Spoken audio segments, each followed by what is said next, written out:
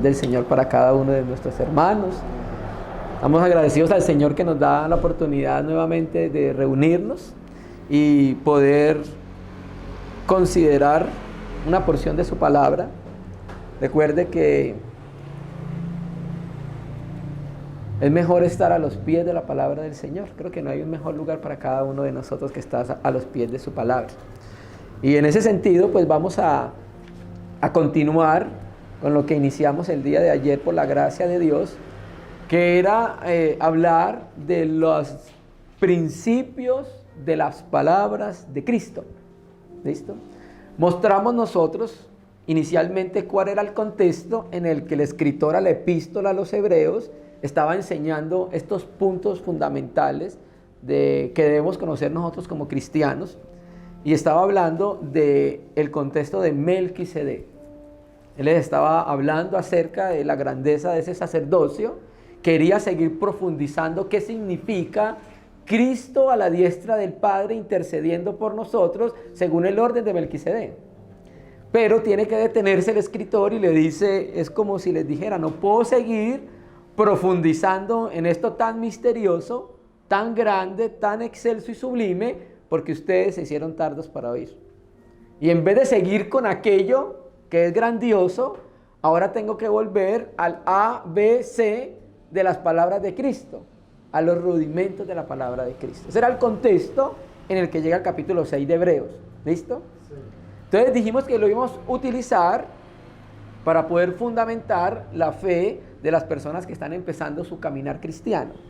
Por comparación, estamos viendo entonces, aunque lo utilizó para decirles, oye, sigan adelante, al mismo tiempo nos dejó un registro de cuáles eran las palabras de los rudimentos de la doctrina de Cristo.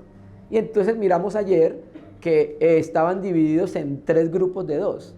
Un primer grupo que era un grupo dogmático moral, dogmático en el sentido que no se puede negociar, son innegociables, son fundamento de la fe, arrepentimiento de obras muertas y fe en Dios. ¿Cómo empezamos nuestra vida cristiana todos nosotros? Arrepintiéndonos de nuestras obras muertas y colocando fe en el Dios verdadero. Ese es el inicio de la vida cristiana, ¿cierto que sí? Sí. Pero también hay algunas cosas fundamentales que debemos entender, y entonces quedamos en los dos segundos pares que vienen, que era doctrina de bautismos, imposición de manos, que una es una ordenanza del Señor. En la iglesia hay dos ordenanzas por la palabra del Señor. ¿Cuáles son? Los bautismos y el partimiento del pan. Son las dos ordenanzas que están en las Escrituras. ¿Listo? Luego viene, podemos llamarlo un rito en el sentido de que estamos hablando de cosas que se hacen en la reunión, y en este caso sería la imposición de manos. Es raro encontrar imposición de manos en las doctrinas elementales acerca de Cristo, pero así lo dejó el Espíritu Santo. Ya vamos a mirar por qué hace parte de algo elemental. Y por último, el segundo par, el último par, el tercero, es de carácter escatológico. ¿Por qué? Porque nos habla del fin de los tiempos, la resurrección de los muertos y el juicio eterno. ¿Sí me entiendes? Cuando hablamos de escatológico, nos estamos refiriendo a lo que significa la palabra en su contexto, digámoslo, teológico. Escatos significa últimas cosas. En el griego, escatos, últimas cosas, y generalmente cuando hablamos de escatología, cristología, siempre va acompañada de la palabra logos, que significa tratado. Entonces, o estudio acerca de las últimas cosas, ¿cierto? Entonces vamos a complementar estos dos pares. Ayer nos quedamos en el arrepentimiento de obras muertas y la fe en Dios. ¿Listo? Vamos a volver a leer Hebreos capítulo 6, versículo 1. Por tanto, dejando los principios elementales de la palabra de Cristo, leo de la Biblia textual, 4, avancemos a la perfección, no echando otra vez el fundamento del arrepentimiento de obras muertas y de la fe en Jesucristo, de la doctrina de bautismos, de la imposición de manos, de la resurrección de los muertos y del juicio eterno. Y esto haremos si Dios lo permite. ¿Listo? Entonces decíamos que estos 6 puntos de la doctrina elemental nos revelan el principal contenido de la enseñanza apostólica. Cuando una persona estaba acercándose a la iglesia, a la asamblea, los apóstoles, los discípulos, los evangelistas, los llevaban y les enseñaban estas verdades iniciales para comenzar su vida cristiana. ¿Listo? Entonces, aquí vemos nosotros que lo que estaba buscando el escritor con esto era llevarlos hacia la madurez, llevarlos hacia adelante. Porque ¿qué pasaba? Recuerde que esta epístola es a los hebreos. O sea, eran cristianos de raza judía. Y había un peligro de que ellos volvieran otra vez a presentar sacrificios, haciendo con eso común la sangre preciosa del Cordero. ¿Cierto que sí? Entonces, como estaba latente ese peligro, entonces el escritor empieza a mostrarles por comparación la grandeza de Cristo. Capítulo 1 de Hebreos, uno de los la más alta revelaciones del Nuevo Testamento de quién es Jesucristo. Él es la imagen del Dios invisible, ¿cierto? Colosenses y Hebreos 1:3. Y por Él fueron creadas todas las cosas, el universo, y Él es la imagen misma de su sustancia. La imagen misma de su sustancia. Y empieza a mostrar, después de mostrar cuán grande es Jesucristo, como creador. Capítulo 1 de Hebreos. Empieza a mostrarlo como creador. ¿Listo? Y empieza a hacer una comparación entre Cristo y los ángeles. La grandeza de Cristo frente a los ángeles. Luego, en el capítulo 2, empieza a hablar acerca de la salvación que el Señor nos dio en Jesucristo, que es algo muy superior a lo que se dio en la ley. Luego el capítulo 3 empieza a hablar acerca del reposo, que lo que en realidad significa el día del reposo, en el capítulo 3, 4, y en el 3 empieza a hablar del sumo sacerdocio de Aarón, y empieza a mostrar la grandeza del sacerdocio de Jesucristo comparado con el de Aarón. Entonces, ¿sí? Entonces en el capítulo 5 empieza a hablar de Melquisedec, y si quería seguir hablando de Melquisedec, y lo para, pero en el 7 lo vuelve a tomar, vuelve a hablar nuevamente de Melquisedec. ¿Cierto? Luego viene, entonces hay una comparación entre Cristo y los ángeles, Aarón y Cristo, Moisés y Cristo, ¿cierto que sí? La ley, la superioridad del nuevo pacto sobre el antiguo pacto, las promesas superiores sobre las promesas del antiguo pacto. En la epístola de Hebreo aparece muchas veces la palabra nuevo, ¿sí me entiendes?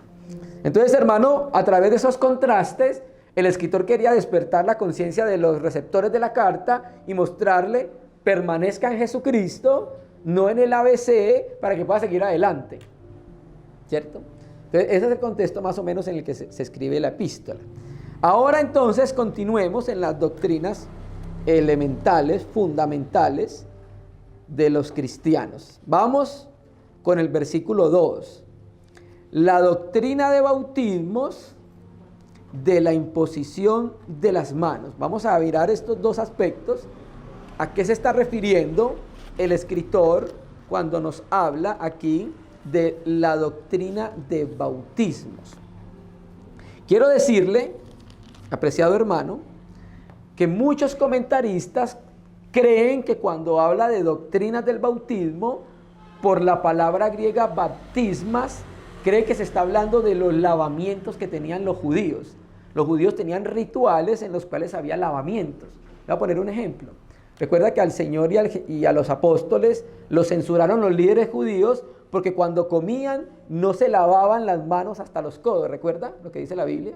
Entonces, porque ellos tenían diferentes tipos de lavamientos, ¿cierto? Entonces hay algunos comentaristas muy serios que creen que se está refiriendo a eso.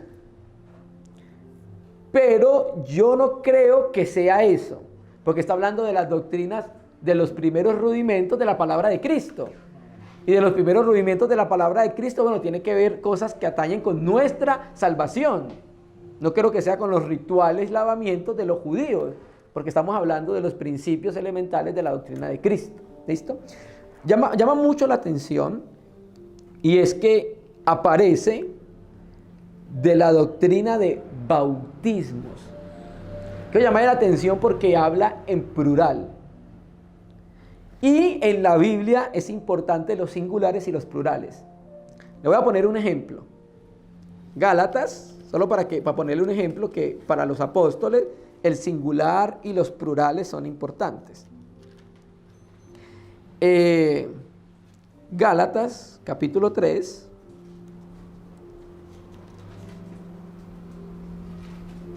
Versículo 16. Mire cómo dice. Ahora bien, a Abraham fueron hechas las promesas y a su simiente, singular. No dice y a las simientes como si hablase de muchos, sino como uno. Entonces cuando Dios le hace la promesa a Abraham, no le dice, y en tus simientes serán benditas las naciones de la tierra. ¿Es lo que no? ¿Cómo le dice? En tu simiente, singular. ¿Por qué? Porque era una sola. ¿Quién? Jesús el Cristo, el Hijo del Dios viviente. Entonces, cuando las naciones de la tierra creyesen que Él es el Hijo del Dios viviente, el que perdona nuestros pecados, iba a venir el Espíritu Santo a morar en cada uno de aquellos que creyeren en Cristo, y así se cumpliría la promesa hecha a Abraham. ¿Cuál? En tu simiente serán bendecidas las naciones de la tierra. Esa es la bendición que iban a recibir las naciones de la tierra, recibir el Espíritu Santo de acuerdo a Gálatas capítulo 3. Y al recibir el Espíritu Santo iban a ser bendecidos. Y así se iba a cumplir la promesa hecha a Abraham. Todas las naciones serán benditas en tu simiente. Entonces, teniendo ese principio, Pablo, la escritura de la epístola a los Hebreos, habla de doctrinas de bautismos, como si hubieran varios. ¿Se entiendes? Entonces, hay algo que también se le enseñaba a los cristianos que estaban empezando a llegar a la fe, y eran las enseñanzas o las instrucciones acerca de los bautismos. ¿Viste? A ver, vamos a mirar a qué se está refiriendo estas doctrinas de bautismos. Hay algunos hermanos que creen que se refiere a los diferentes bautismos que se hacían en el Nuevo Testamento. Por ejemplo, el bautismo de Juan. ¿Se me entiendes? Eso, recuerda cuando Pablo llega al capítulo 19, ¿cierto? Creo que es en Atenas, no recuerdo bien, y habían algunos discípulos que habían sido bautizados solamente con el bautismo de Juan. ¿Se me entiendes? También habían bautismos de prosélitos. Los judíos, cuando un gentil llegaba a la fe judía, para hacerlo prosélito también lo bautizaban. ¿Se me entiende? Y estaba el bautismo cristiano, ¿cierto? ¿Será que se está refiriendo a ese tipo de bautismos? Bueno, recuerden que estamos hablando de los principios elementales de la doctrina de Cristo. Entonces tienen que ser cosas relacionadas con nuestra fe, ¿cierto? Pues sí, a mí me interesa saber mucho acerca del bautismo de Juan, pero en mi vida cristiana, en los comienzos de mi vida cristiana, no me serviría mucho saber el bautismo de Juan, o de pronto el bautismo de un prosélito, ¿cierto? No creo que haga parte de las doctrinas fundamentales y elementales del bautismo, de las palabras de Cristo. Entonces, ¿qué puede hacer parte de la vida cristiana inicial de cada uno de los creyentes? Bueno, en la Biblia, aunque podemos hablar de que existe solamente un bautismo, existen mínimo 3 tipos de bautismos. Bautismo en el Espíritu, ¿cierto? Bautismo en Cristo, así lo dice la Biblia, y bautismo en agua. Incluso hay otro bautismo que el Señor Jesucristo le dice a los discípulos: tengo un bautismo con que ser bautizado. Ahora, de la pasión y de los sufrimientos, ese bautismo se refería. Pero creo que en cuanto a la fe de los primeros convertidos, está hablando del bautismo en el Espíritu, bautismo en Cristo y bautismo en agua. ¿Qué es bautismo en el Espíritu? Bueno, sé que ha existido una controversia en la historia de la iglesia por entender qué es el bautismo del Espíritu. Entonces unos hermanos dicen, no, el bautismo en el Espíritu es cuando el Espíritu Santo viene a su vida después de ser creyente y hay una señal que es hablar en lenguas. Esa es una escuela de interpretación en cuanto a eso. ¿Listo? Una doctrina. Exactamente. Vamos a ver otra. 1 Corintios, sé que ustedes lo conocen. Capítulo 12. 1 Corintios 12, 13.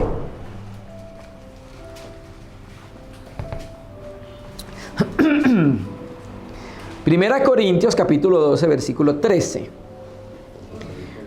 Porque por un solo espíritu fuimos todos bautizados en un cuerpo, sean judíos, sean griegos, sean esclavos o libres, a todos se nos dio a beber un mismo espíritu. ¿Listo? Cuando una persona cree en el Señor Jesucristo, y cuando una persona cree, estamos hablando del creer que tiene muchos componentes: la fe, el arrepentimiento, la confesión de Jesucristo como Señor, ¿cierto? No es solamente repetir unas cuantas palabras, es un cambio de mentalidad, de actitud, arrepentimiento, fe, ¿sí? Confesión, ¿cierto? Entonces, cuando estamos hablando de creer, estamos hablándolo, para que nos entendamos, como un paquete. Eso es lo que es creer. Creer es como una especie de paquete que tiene involucrado todo esto. Entonces, cuando una persona cree en el Señor Jesucristo, aquí dice que porque por un solo espíritu fuimos todos bautizados, ojo, en un cuerpo. Le llamo la atención a esa palabra en un cuerpo. Porque la palabra en es una preposición griega que es eis, E-I-S. Y esa palabra, esa preposición significa hacia. Hacia. Hacia. Entonces fuimos bautizados hacia. ¿Hacia qué? Hacia un cuerpo. Entonces lo que hace el bautismo en el Espíritu es que nos introduce, ¿en dónde? En el cuerpo de Cristo. ¿Sí me entiendes? Entonces los cristianos que van llegando a la fe deben entender que el bautismo en el Espíritu los introduce y los hace partes y los hace miembros ¿de qué? Del cuerpo. Eso es lo que dice el texto acá. ¿Sí me entiende? Entonces el bautismo se lleva a cabo con el propósito de llevar a cada bautizado hacia la formación del cuerpo de Cristo, ¿cierto? Entonces el Espíritu Santo toma a cada creyente, lo sumerge, lo bautiza y lo introduce en el cuerpo de Cristo. ¿Sí me entiendes? Entonces todos los creyentes debemos saber eso. ¿Por qué hacemos parte de un cuerpo? Porque el Padre, a través del Espíritu, nos introduce en ese cuerpo. Amén. A través del Espíritu Santo. ¿Sí me entiendes? Amén. Entonces, cada uno de nosotros, esa es la razón por la cual somos miembros del cuerpo de Cristo, porque en el bautismo el Espíritu nos introduce en ese cuerpo. Amén. ¿Sí me entiendes? Ese es el bautismo en el Espíritu. ¿Listo? Bueno, vemos hecho y también vemos lo que sucedió una única vez. Una única sucedió 2 veces para judíos y para gentiles, ¿cierto? Pentecostés y cuando sucedió en la casa de Cornelio. Ahí los dos fueron introducidos, judíos y gentiles, en un único cuerpo, en el cuerpo de Cristo. ¿Listo? Otro bautismo. Bautismo de Cristo, en Cristo. Romanos capítulo 6. Capítulo 6, versículo 3.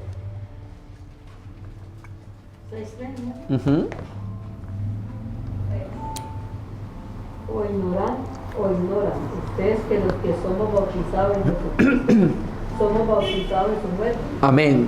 ¿O no sabéis que todos los que hemos sido bautizados en Cristo hemos sido bautizados en su muerte? Otra vez llamo la atención a esa palabra en, la preposición eis. Fuimos bautizados entonces ¿hacia dónde? Hacia Cristo. ¿Qué significa eso? Que este bautismo, el bautismo en Cristo, nos identifica con Cristo ¿en qué? Ahí lo dice el versículo. En la muerte. Amén. ¿Sí me entiende? Ahí está claro. Nos identifica y nos introduce a la muerte de Cristo. Porque somos sepultados justamente por... Exactamente. Cuando enterramos a alguien, cuando él muere. ¿Sí me entiendes? Y por eso aquí nosotros entendemos qué fue lo que pasó con el viejo hombre. Fue porque fue muerto cuando Cristo murió en la cruz de una manera que no entendemos en el momento del ejercicio de la fe hoy, casi 2000 años después, no entendemos cómo, pero cuando creemos en el Señor 2000 años después, vamos a la muerte con Cristo y morimos con Él. Amén. Y como morimos con Él, somos sepultados, enterrados juntamente con Él. Amén. ¿Sí me entiendes? Amén. Por eso el creyente está muerto. Amén. Esa es nuestra posición en Cristo, muertos. Y como esa es nuestra posición, entonces ahora el creyente se debe preocupar por la experiencia de su posición. ¿Cómo? Muerto. Entonces por eso lo dice Pablo. Pablo dice muy claramente, lo explica de esta manera. Con Cristo estoy crucificado. Ojo, ahí la palabra no es en presente. El verbo es pasado. Voy a mostrarles acá en la traducción de la Biblia textual, donde muestran una mejor traducción. Te los leo. Gálatas 2, versículo 2. 2:20 dice. 2:20.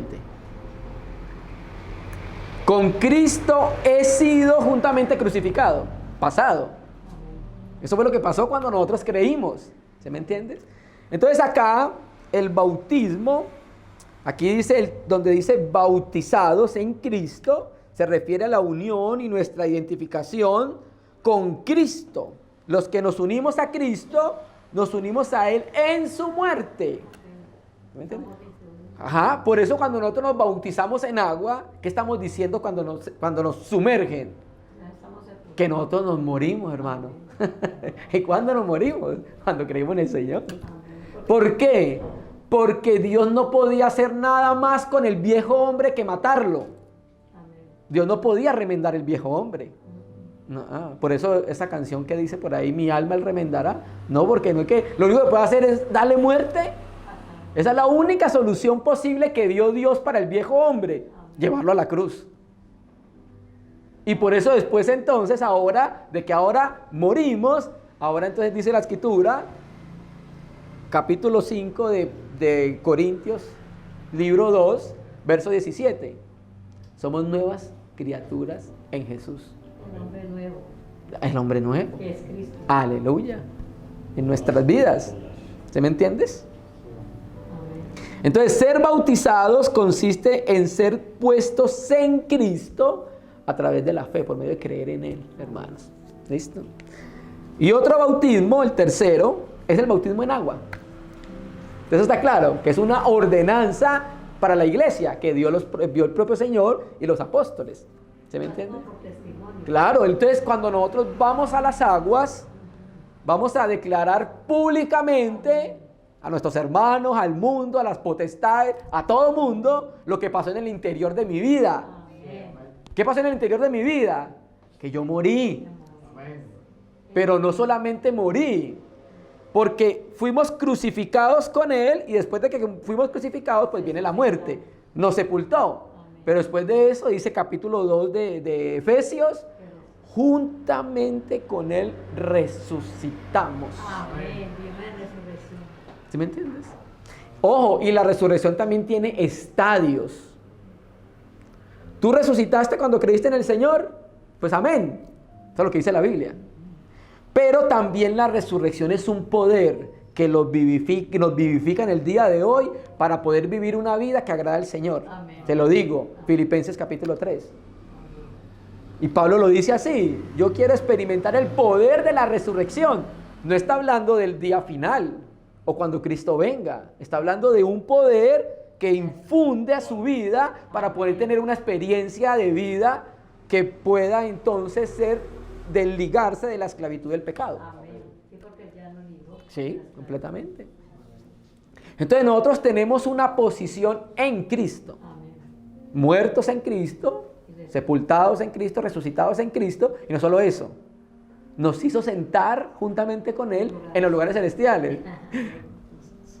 Entonces nosotros tenemos una posición en Cristo. Entonces el Espíritu Santo lo que está haciendo ahorita es que cada uno de nosotros pueda tener una realidad práctica de su posición en Cristo.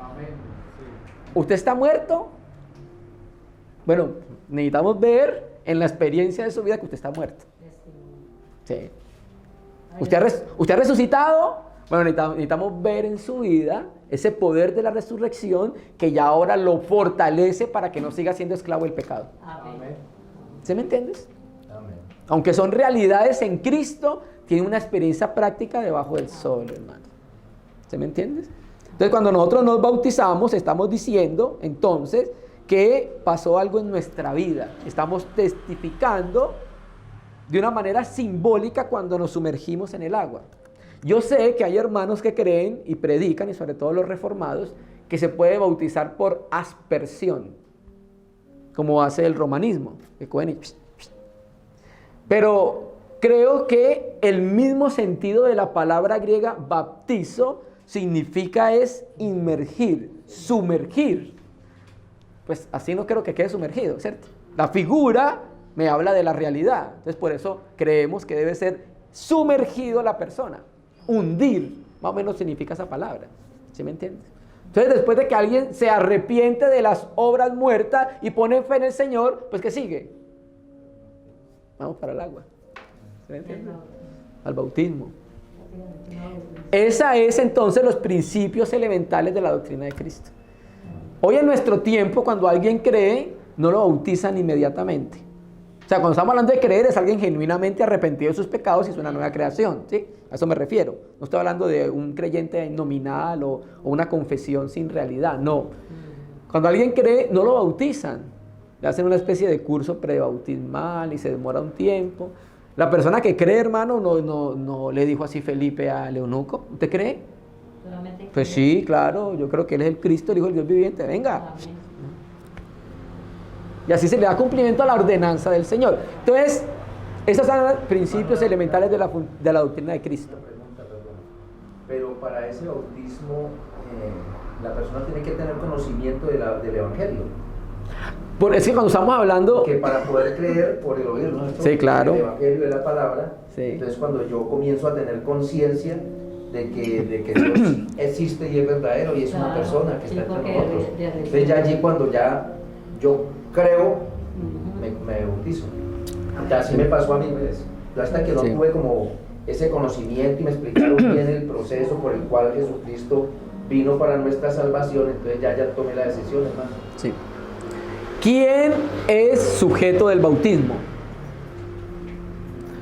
Todo el que cree. Que cuando una persona va a ir a las aguas es porque, como ya lo dijimos, ya realmente pasó algo en su vida y lo va a tipificar viniendo al bautismo. Ese es el sujeto del bautismo. ¿Sí me entiende? Ese es aquel persona que es sujeta del bautismo. Entonces, doctrina de bautismos, plural, porque en la Biblia habla de muchos bautismos. ¿Listo? Bueno, continuemos. Y aparece algo como extraño acá, y es la imposición de manos como doctrina elemental de Cristo. Rudimentos de la doctrina de Cristo. Doctrina de bautismos de la imposición de manos. ¿Listo? Para nosotros poder entender la imposición de manos, tenemos que ir ¿a dónde? Al antiguo pacto y ver dónde se utilizaba la imposición de manos. Y así vamos a empezar a entender muchas veces en el Nuevo Testamento donde aparece esta práctica. ¿Listo? Por ejemplo, las primeras veces donde aparecía la imposición de manos era cuando un israelita iba a llevar un sacrificio. Un corderito, por ejemplo, en el Yom Kippur, el día de la expiación. Entonces, ¿qué se hacía? El oferente, el que llevaba el cordero, colocaba sus manos encima del corderito. ¿Sí? Entonces había una especie de identificación, ¿cierto? Es como si lo que le iba a pasar al cordero es lo que le iba a pasar a la persona. Pero para que no le pasara a la persona, le pasaba al cordero. ¿Sí me entiendes? Porque Dios no recibía sacrificio de hombres. ¿Sí? La escritura es muy clara cuando habla de los animales que puedan ser ofrecidos en sacrificio y el de los hombres no, tenía que ser redimido. Los animales inmundos tenían que ser redimidos, no podían ser aptos para el sacrificio. ¿Sí me entiendes? Entonces ahí vemos en principio la imposición de manos, ¿cierto? Identificación. Luego vemos después la imposición de manos, por ejemplo, en el traspaso o de autoridad o en el traspaso de reconocimiento de liderazgo en medio de Israel. Pongo el ejemplo, Moisés con Josué. ¿Sí me entiendes? Cuando él se iba a morir, pone su mano sobre Josué para que ahora Josué entre a Israel a la tierra prometida. ¿Listo? Entonces, la imposición de manos tiene como principal expresión, ¿cierto?, la identidad y la comunión. Generalmente a los bautizados se les imponía las manos para mostrar con eso la identificación con el cuerpo del Cristo. Un cristiano mismo lo introducía al cuerpo de Cristo en el momento mismo de bautizarlo. Entonces, la imposición de manos habla acerca de la identificación y de la comunión. La identificación y comunión entre quien impone las manos y en quien recibe la imposición de las manos. ¿Listo? Entonces, vamos a mirar varios ejemplos del nuevo pacto donde se imponían las manos. ¿Listo? Vamos a Hechos, capítulo 6. Hechos capítulo 6, versículos 5 y 6. Entonces aquí vamos a ver que se imponían las manos como identificación en el servicio en medio de la congregación. Capítulo 6 de Hechos, versículos 5 y 6, dice: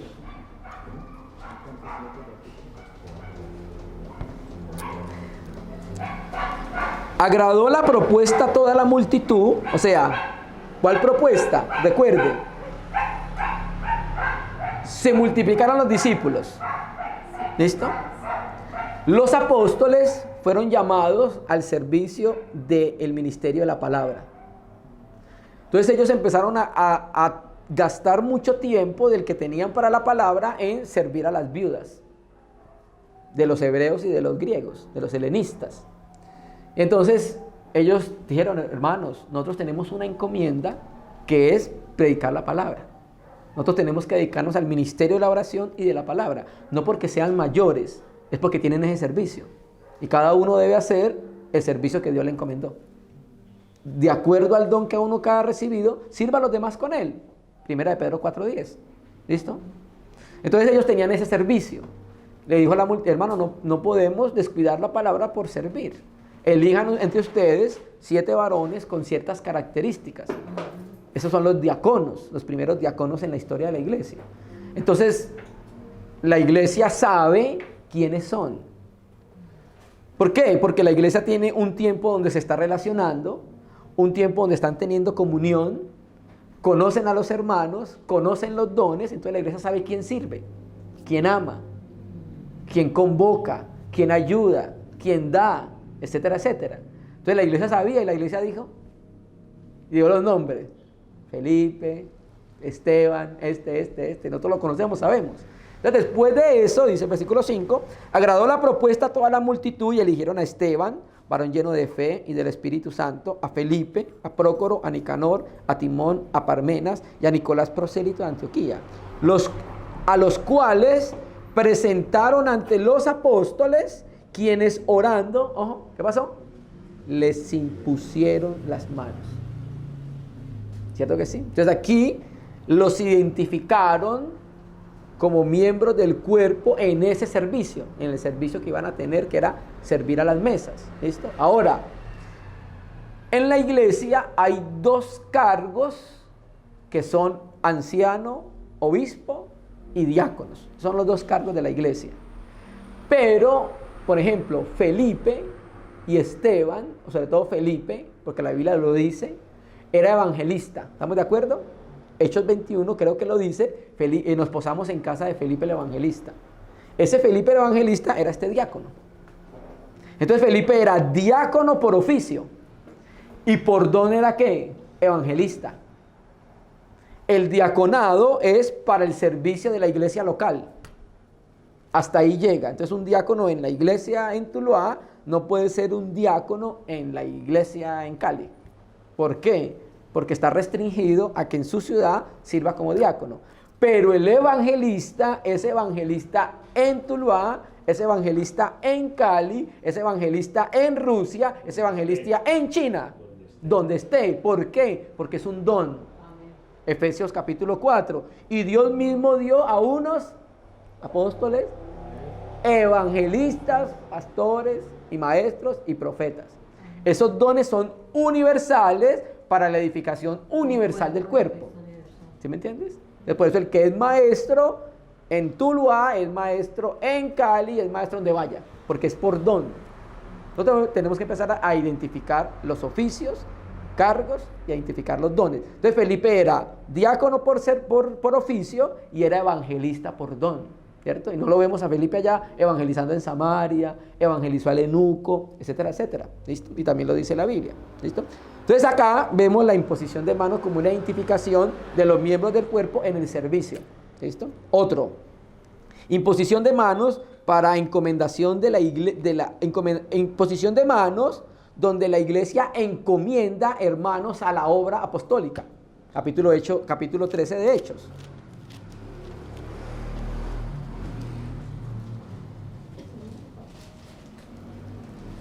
Capítulo 13 de Hechos, verso 1.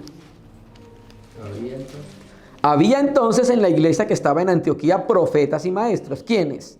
Bernabé, primero, Simón el que se llamaba Níger, Lucio de Cirene, eso es por allá por África, Manaén, el que se había criado junto con Herodes el tetrarca, ese era hermanastro de Herodes el tetrarca, el que acababa de matar a Jacobo. Y Saulo, al final, ¿listo?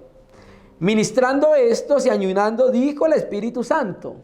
Lo más probable es que lo haya dicho a través de uno de los profetas, porque había profetas y maestros. Estaban orando ahí con la iglesia, los líderes de la iglesia. Inmediatamente el Espíritu Santo trae una profecía y dice: apartadme a Bernabé y a Saulo para la obra a que los he llamado. ¿Cuál era esa obra? Obra apostólica. Iban a salir fuera de su ciudad porque ellos ya tenían tiempo sirviendo en Antioquía. Habían predicado en Antioquía, habían enseñado en Antioquía, habían trabajado en Antioquía. Y entonces ahora ya el Señor ve que es el momento de cumplirle lo que le profetizó él mismo a Pablo por boca de Ananías: este me será testigo en las naciones de la tierra. ¿Sí me entiendes? No hay, o sea, el Señor se le aparece a Pablo, sí, le dice que le va a servir, sí, pero no sucedió ahí mismo. ¿Sabe cuántos años pasaron para que Pablo llegara al servicio del apostolado? Muchos. Y un aspecto importantísimo: Pablo tenía primero que entender la iglesia en la práctica. Por eso Dios lo planta en Antioquía, y con los hermanos en Antioquía, sirviendo, ayudando, sufriendo, negándose, llorando, amando, aprendió la experiencia de la iglesia. Entonces, ya que va pasando un tiempo, ahora sí viene el Señor y le dice: Saulo, ahora sí, vamos. ¿Te acuerdas lo que yo le dije hace muchos años? Ahora, vámonos. Y se va entonces a trabajar a la obra apostólica. Pero Pablo salía, miren el recorrido. Nosotros tenemos un video que hablamos del recorrido de los apóstoles. Ellos salían, recorrían una región, varios países y volvían a Antioquía. Porque esa era la iglesia donde ellos pertenecían, la iglesia donde el Señor los plantó. Volvía a Antioquía, le contaban a los hermanos: miren lo que el Señor hizo allá. Luego oraba otra vez la iglesia por él y otra vez salía. Así fueron los viajes apostólicos. ¿Listo? Y aquí dice entonces habiendo ayunado y orado, ¿qué? Les impusieron las manos y ¿qué? Y los despidieron, hermano. ¿Listo? Entonces aquí la imposición de manos es la identificación con el servicio que ellos iban a hacer fuera de su ciudad a la obra apostólica. ¿Listo? Imposición de manos para unos ministerios específicos. Segunda de Timoteo, vamos a ir a Primera de Timoteo, capítulo 4, versículo 14.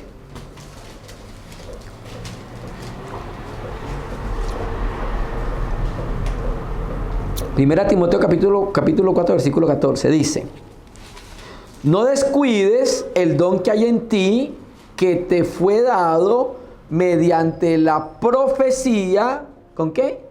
Con imposición de las manos, ¿de quién? Presbiterio. ¿Qué era el presbiterio? Sencillamente era el conjunto de ancianos. ¿Listo? Porque la palabra griega para anciano es presbítero. Otros lo leen presbúteros. Yo leo eso como una I, presbíteros. Entonces, el presbiterio era nada más que la suma de los ancianos en una iglesia local. ¿Qué hicieron los ancianos en una iglesia local? Impusieron las manos sobre Timoteo. ¿Sí me entiendes? Entonces aquí las impusieron para un ministerio específico que él tenía. Estamos viendo los varios usos de imposición de manos en el Nuevo Testamento. No podemos verlos todos y tampoco podemos verlos todos en el Antiguo Pacto. Los hermanos ahora tienen la responsabilidad de buscarlo. Cuando usted los encuentre todos, va a tener un panorama más amplio del significado de la imposición de manos. Pero generalmente era identificación y comunión. Generalmente. ¿Listo? Sí. Y imposición de manos para bendecir. Eso lo vemos nosotros en el Antiguo Pacto con Jacob. Jacob, cuando se estaba muriendo, bendijo a sus hijos, a los nietos de él, a los hijos de Efraín. Pero hay un texto en el Nuevo Testamento que lo habla, Mateo, capítulo 19.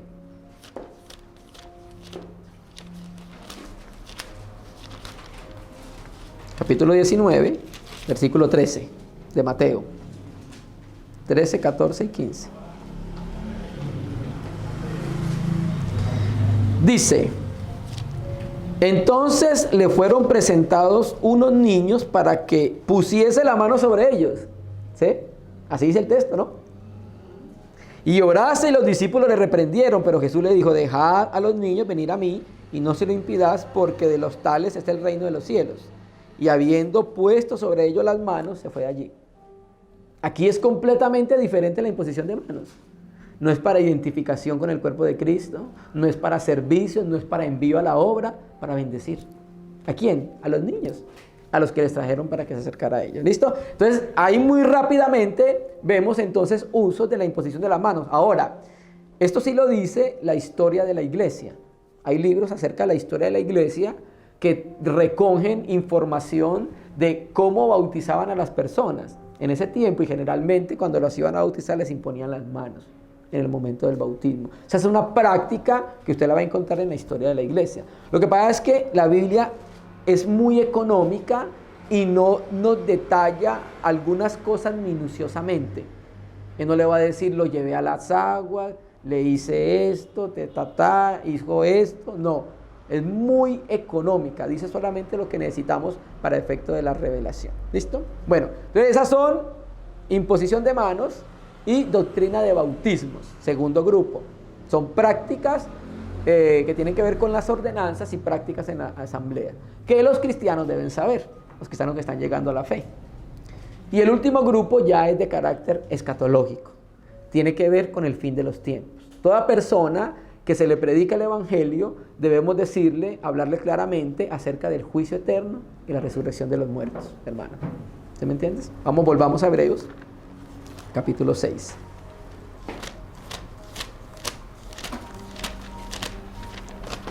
Dice: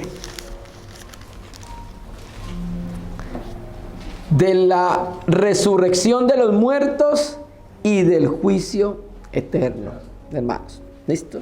Bueno, tenemos que entender nosotros primero la importancia trascendental de la resurrección para el cristianismo.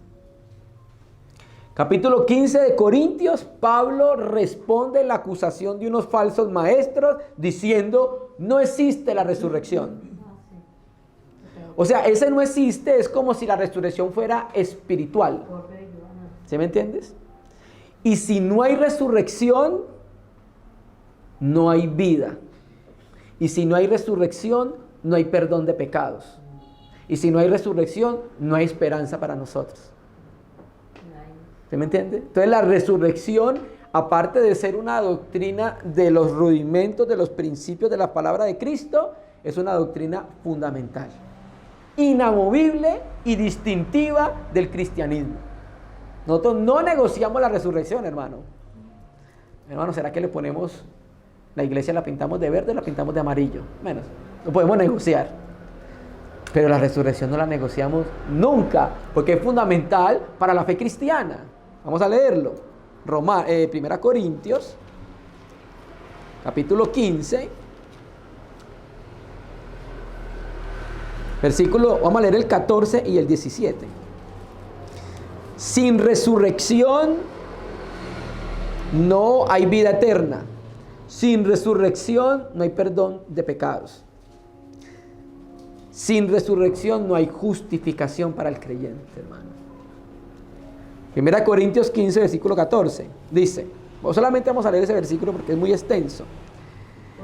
Y si Cristo no resucitó, vana es entonces nuestra predicación, vana es entonces nuestra fe. Vana significa vacía, sin realidad. 17. Y si Cristo no resucitó, vuestra fe es vana. Ay, mire cómo dice el texto de la Biblia. Aún estáis en vuestros pecados. Me parece que es fundamental completamente. Entonces, todo aquel que llegaba a la fe tocaba decirle y enseñarle qué era la resurrección. ¿Qué es la resurrección? Sencillamente es la vida que sale de la muerte. Eso es lo que es la resurrección. Es la vida que pasa por la muerte y sale de ella. ¿Sí me entiendes? Pero que también nosotros que hemos pasado por la muerte en Jesucristo también vamos a resucitar. ¿Sí me entiendes? ¿Sí? Y mire la importancia, tiene que ver con el perdón de pecados. O sea, Cristo murió por nosotros, derramó su sangre y limpió nuestros pecados. ¿Listo? Pero si Cristo no resucita, se queda en la tumba, ¿cómo quedaría el perdón de nuestros pecados? No hubiera aplicación de eso a nuestra vida. ¿Se me entiende? Por eso Él resucita, y no solo resucita, asciende. Y el Espíritu Santo viene y aplica todas las realidades de la obra de Cristo a nuestra vida. ¿Se me entiendes? Capítulo 4 de Romanos. Versículo 25.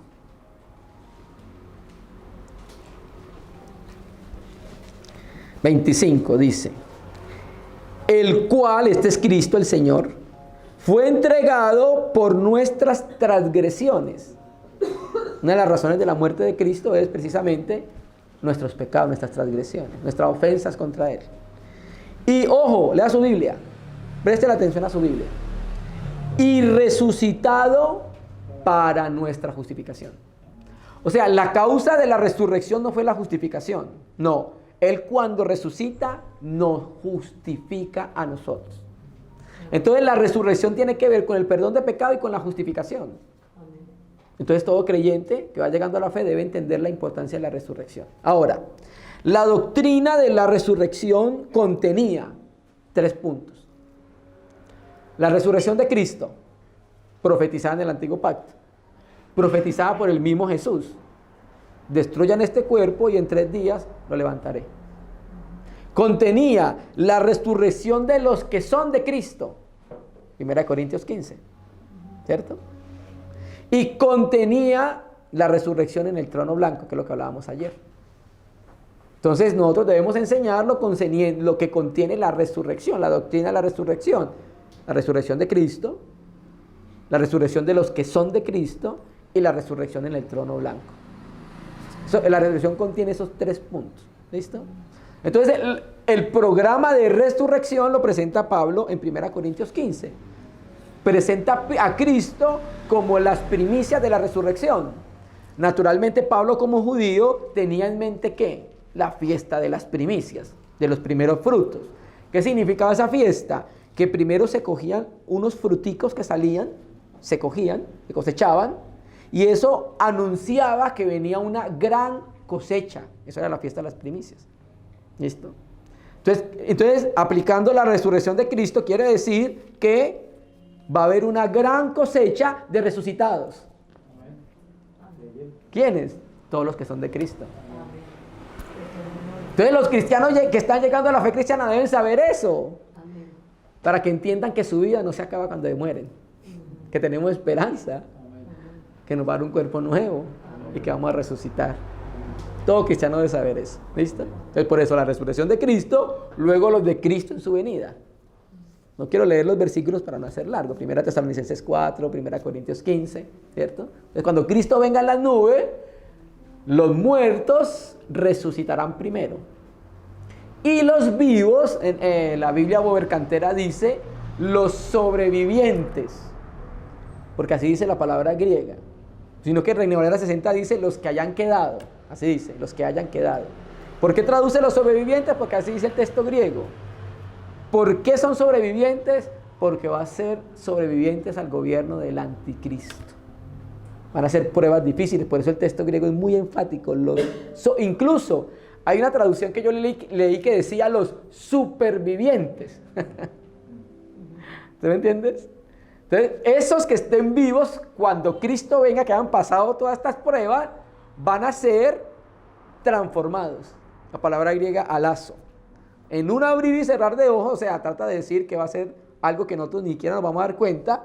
Este cuerpo, los que queden vivos, este cuerpo va a ser pasado de mortal a inmortal. Amén. Aleluya. Eso trae esperanza a nuestro corazón. Es lo mismo que el arrebatamiento.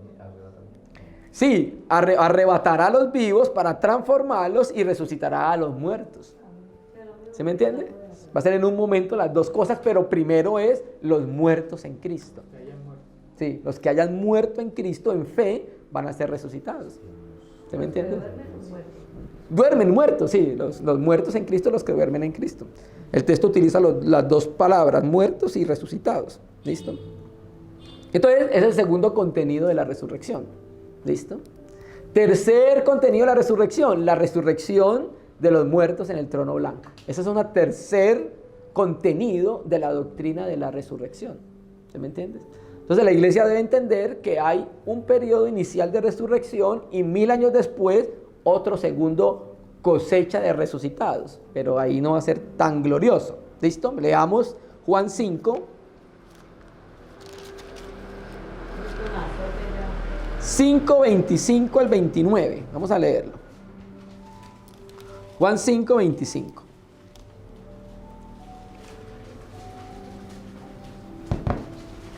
Dice: de cierto digo, viene la hora, y ahora es, cuando los muertos oirán la voz del Hijo de Dios, y los que la oyeren vivirán. ¿Cuáles son estos muertos? Los que estábamos muertos en delitos y en pecados. Efesios capítulo 2. Vosotros estabais muertos en delito y pecado. Entonces nosotros estábamos muertos, pero cuando oímos la voz del Hijo de Dios, nos dio vida. Creímos en Él. ¿Listo? A esos muertos se refiere acá. Listo. 26. Porque como el Padre tiene vida en sí mismo, así también ha dado al Hijo tener vida en sí mismo. Y también dio autoridad de hacer juicio por cuanto es el Hijo del Hombre. No os maravilléis, porque vendrá hora cuando todos los que están en los sepulcros oirán su voz. Y los que hicieron lo bueno saldrán a resurrección de vida, mas los que hicieron lo malo a resurrección de condenación. Aquí está hablando entonces de esto. Lo que pasa es que el Señor Jesús aquí no incluye el intervalo de tiempo que ocurre, que sí lo predica Juan, que lo predica el apóstol Pablo, que hay un intervalo de tiempo de 1000 años entre la primera resurrección y la última, la segunda. Eso lo dice muy claramente Apocalipsis 20 y lo dice el apóstol Pablo en 1 de Tesalonicenses 4 y 1 Corintios 15.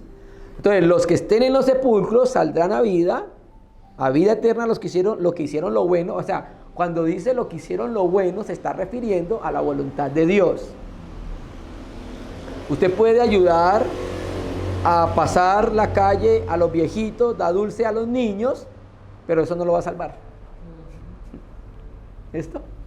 Que es bueno, pero bajo la voluntad de Dios. Tiene que ser algo, efectivamente, que vaya conforme a su voluntad. ¿Listo? Entonces, claro, entonces nosotros vamos a resucitar a vida, no porque hicimos una que otra obra buena, sino porque nos arrepentimos, cumplimos la voluntad de Él. Que ¿cuál era su voluntad? Que todos los hombres que oyeran el mensaje del Evangelio y se arrepintieran. Esa es su voluntad. Y después de salvarlos, edificarlos. Esa es su voluntad. Ese es el gran negocio del Señor. Y ha invertido mucho en ese negocio. ¿Sabe a quién? Lo que más amaba. A su Hijo. ¿Sí? Por eso Eclesiastés Coelhet dice así más o menos: mejor es el final del negocio que el principio. ¿Sí me entiende? Al final el negocio va a ser glorioso. ¿Sí me entiendes? La nueva Jerusalén. Aleluya. ¿Listo?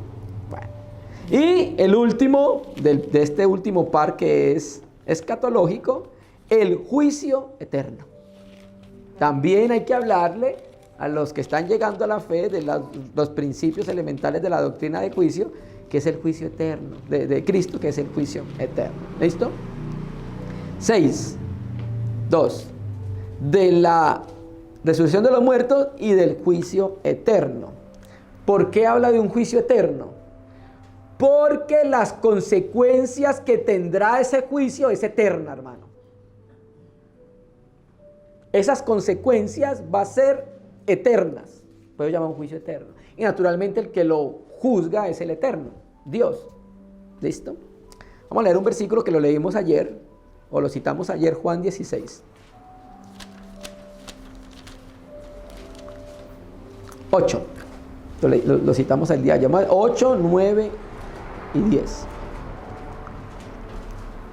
Dice, y cuando venga Él, es el Paracleto, el Espíritu Santo, de los versos anteriores, y cuando venga Él, convencerá al mundo de pecado, de justicia y de juicio. De pecado por cuanto no creen en mí, de justicia por cuanto voy al Padre y no me veréis más, y de juicio por cuanto el príncipe de este mundo ha sido juzgado. Entonces, ¿qué hace el Espíritu Santo, como hablábamos ayer a través de la iglesia? Le demuestra la situación pecaminosa en la que se encuentra el mundo. Eso es lo que hace el Espíritu Santo. Le descubre lo que es pecado, le muestra cuál es su condición pecaminosa. Eso lo hace el Espíritu Santo a través de la iglesia. ¿Sí me entiendes? Le muestra lo que es la justicia y le muestra lo que es el juicio. Eso lo hace el Espíritu Santo. Cuando Él venga, convencerá al mundo de pecado, de justicia y de juicio. O sea, eso lo va a hacer el Espíritu Santo, ¿cierto? Entonces, mediante esa acción de descubrir o poner al descubierto lo que es el pecado, ¿cierto? La vida pecaminosa, el Espíritu Santo va a convencer al mundo de las consecuencias de vivir esa vida pecaminosa. ¿Cuáles son las consecuencias? Va a haber un juicio.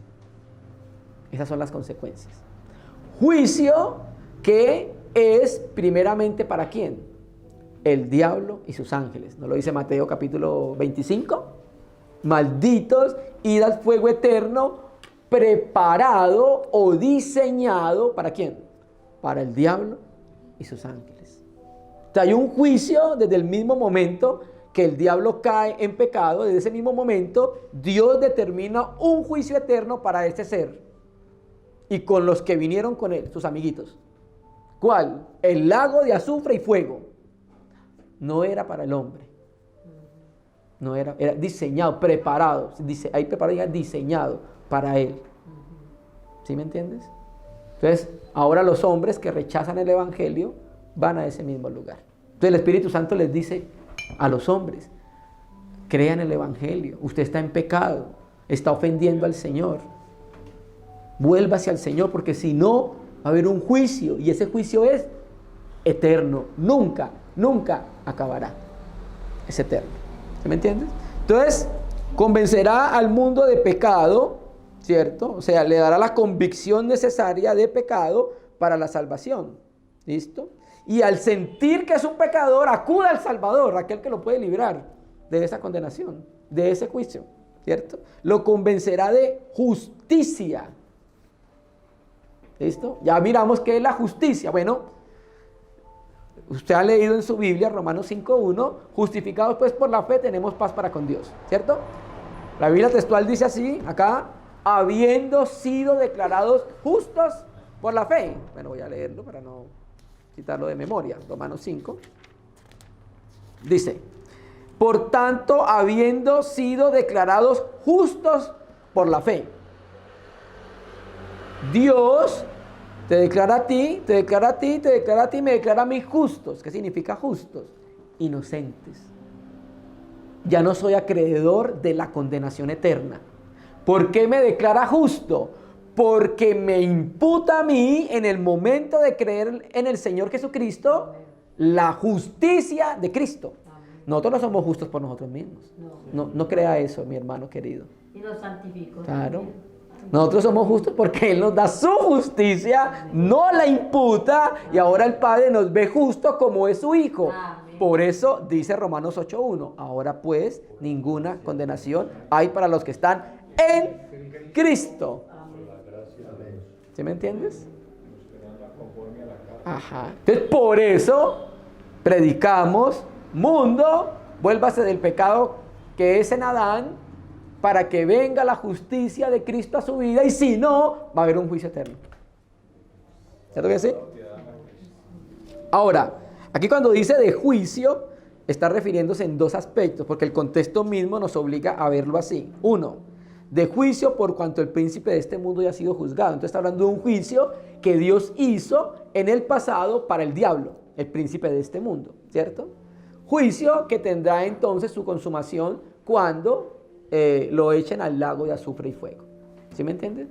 Pero también ese mismo juicio, ¿cierto?, que va a ser en un futuro, también va a ser un juicio para todos aquellos que siguieron sus pisadas. Nosotros somos mandados, creo que lo están en Cantares, que dice que tenemos que seguir las huellas del rebaño. Entonces, ¿sí? ¿Qué quiere decir eso implícitamente? Que hay un pastor. Salmo 23, Yahvé es mi pastor, no me faltará. ¿Listo? Entonces Él empieza a pastorearnos a la grey, y entonces las ovejas van dejando una huella. Y todos nosotros debemos seguir en pos de esas huellas. ¿Sí me entiendes? Pero aquel que rechaza al Señor Jesucristo sigue las huellas del diablo, rumbo a la gehenna de fuego. Delicado, preocupante para todo aquel que no ha creído. ¿Sí me entiendes? Entonces, hermano, por eso entonces va a haber juicio, el mismo juicio que es para el diablo, se le va a aplicar a todos aquellos que rechazaron el amor de Cristo. Nosotros tenemos un compartir que se llama el infierno, hablando de evangelización, el lugar donde van a estar todos los que rechazaron el amor de Cristo. Es sencillamente eso. El infierno es un lugar donde van a ir todos aquellos que rechazaron el amor de Cristo. ¿Cuál es el amor de Cristo? El amor de Dios, su Hijo. Eso sencillamente es un rechazo al amor que Dios demostró con la humanidad perdida. ¿Sí me entiende? Claro, no tiene ya condenación. Listo. Y volvamos entonces al capítulo 6 de Hebreos y terminemos. Versículo 3.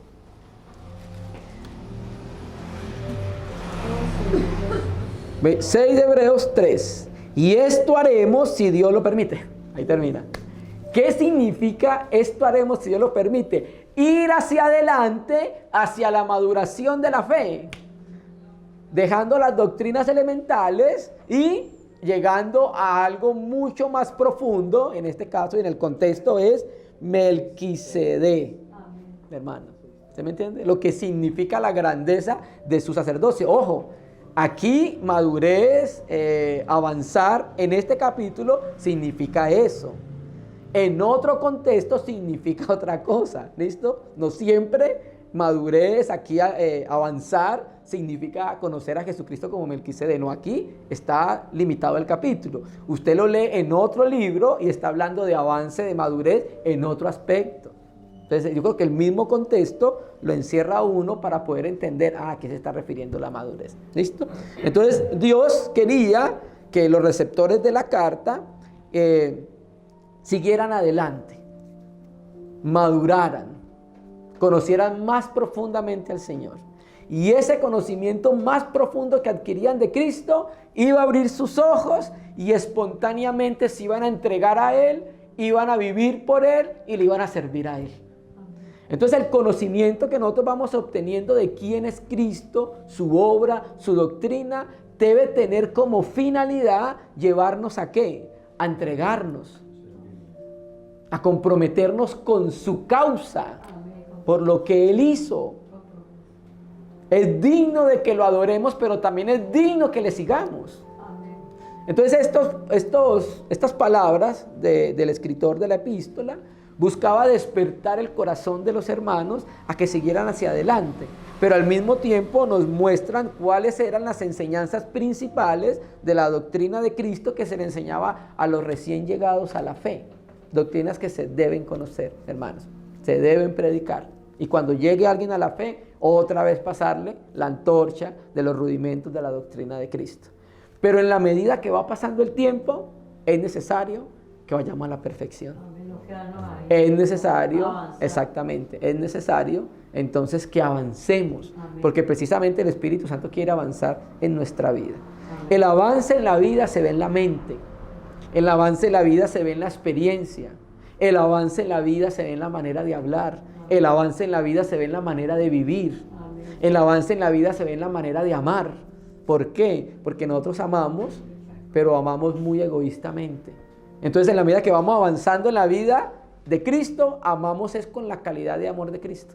Va cambiando, va mudando el amor. Ya no es un amor egoísta, ya es un amor desinteresado.